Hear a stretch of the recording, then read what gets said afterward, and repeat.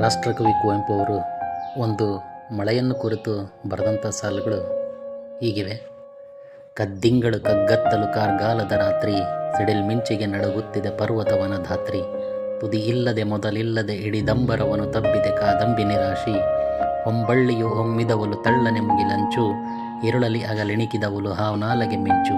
ನೆಕ್ಕುತ್ತಲಿದೆ ಕತ್ತಲೆಯನ್ನು ಕುಕ್ಕುತ್ತಲಿದೆ ಭುವಿ ಗಂಡನ ಮಿಂಚಕ್ಕಿಯ ಚಂಚು. ಆಕಾಶವೇ ನೀರಾಯ್ತನೆ ಸುರಿಯುತ್ತಿದೆ ಭೋರ್ಭೋರನೆ ಮುಂಗಾರ್ಮಳೆ ಧಾರೆ. ಲಯ ಭೀಷಣ ಮಳೆ ಭೈರವ ಮೈದೋರಲು ಮರೆಯಾಗಿದೆ ಭಯದಲ್ಲಿ ಶಶಿತಾರೆ. ಲಯ ರುದ್ರನ ಜಯ ಡೆಂಡಿ ಮಗನ ವಜ್ರದ ರಾವ, ಭವ ವಿಪ್ಲವಕರ ಭೈರವವರ ತಾಂಡವ ಭಾವ. ದಿಕ್ಕಿಗೆ ಅದು ಹೊಕ್ಕಿದೆ ಕಾರ್ಮುಗಿಲಿನ ಕೇಶ, ಸಿಡಿಲ್ ಮಿಂಚಲಿ ಹೊಂಬುತ್ತಿದೆ ಮಳೆ ಭೈರವ ರೋಷ. ಮಳೆ ಎಂಬುದು ಬರಿ ಸುಳ್ಳಿದು ಮಳೆಯಲ್ಲಿದು ಪ್ರಳಯದ ಆವೇಶ. ರಾಷ್ಟ್ರಕವಿ ಕುವೆಂಪು ಅವರು ಒಂದು ಮಳೆಯನ್ನು ಕುರಿತು ಬರೆದಂಥ ಸಾಲು